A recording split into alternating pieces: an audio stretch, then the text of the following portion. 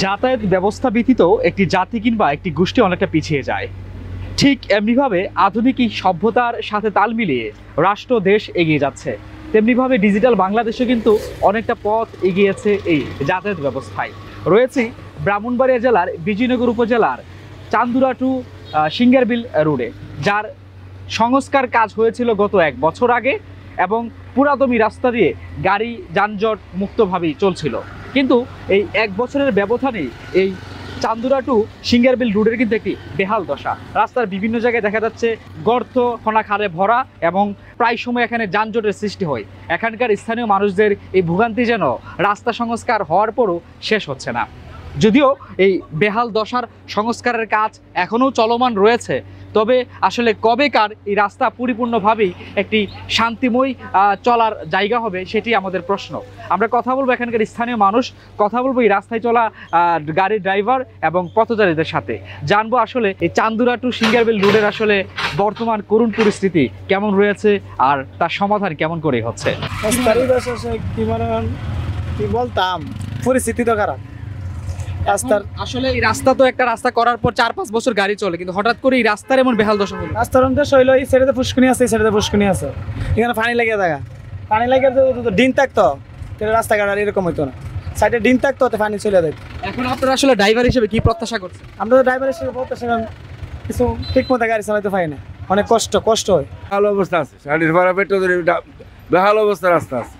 এই রাস্তাতে 1 বছর হইছে বানাইছে, এর মধ্যে ভেঙে গেছে রাস্তা, বছর ভালো করে যায় নাই। এটা আপনার মনে করেন 6 মাসের ভিতর রাস্তা একেবারে ভেঙে নষ্ট করে দিলাইছে। যে অবস্থা করছে খুবই 1 বছরের ভিতরে করুণ অবস্থা রাস্তার। এই অবস্থাতে চলাফেরা করাটা খুব কষ্টদায়ক। গত বৃষ্টিতে আসলে রাস্তার অবস্থা কি ছিল? খুব খারাপ হয়ে গেছে। তো এখন তো আবার গাড়িগুলো বন্ধ ছিল। এখন তো আবার সংস্কারের কাজ চলছে, এটা কিভাবে দেখছেন? এটা তো ভালো চোখে দেখছি, কিন্তু সংস্কারের কাজ চলছে, ভালোভাবে করতে হবে, এটাই আমরা দাবি।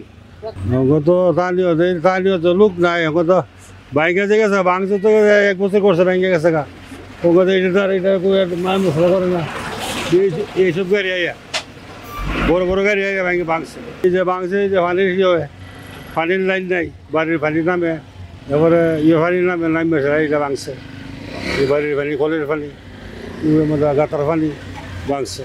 কথা বলছিলাম চান্দুরা টু সিঙ্গারবিল রোডে দাঁড়িয়ে। এখানকার পথচারী এবং স্থানীয় মানুষেরা অভিযোগ করে বলছিলেন, নিম্নমানের কাজের কারণেই রাস্তার বর্তমানেরই বেহাল দশা।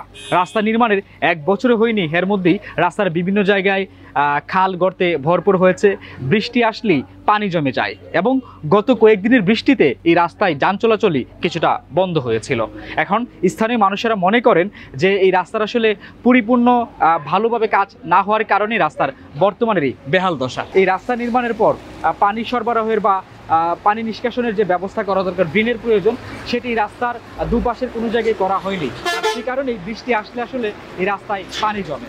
দর্শক, কথা বলছিলাম ব্রাহ্মণবাড়িয়া জেলার বিজয়নগর উপজেলার চান্দুরা টু সিঙ্গারবিল রোডে দাঁড়িয়ে। আমি শাকাত হোসেন, আপনারা দেখছিলেন পদ্মা টিভি। আল্লাহ হাফেজ।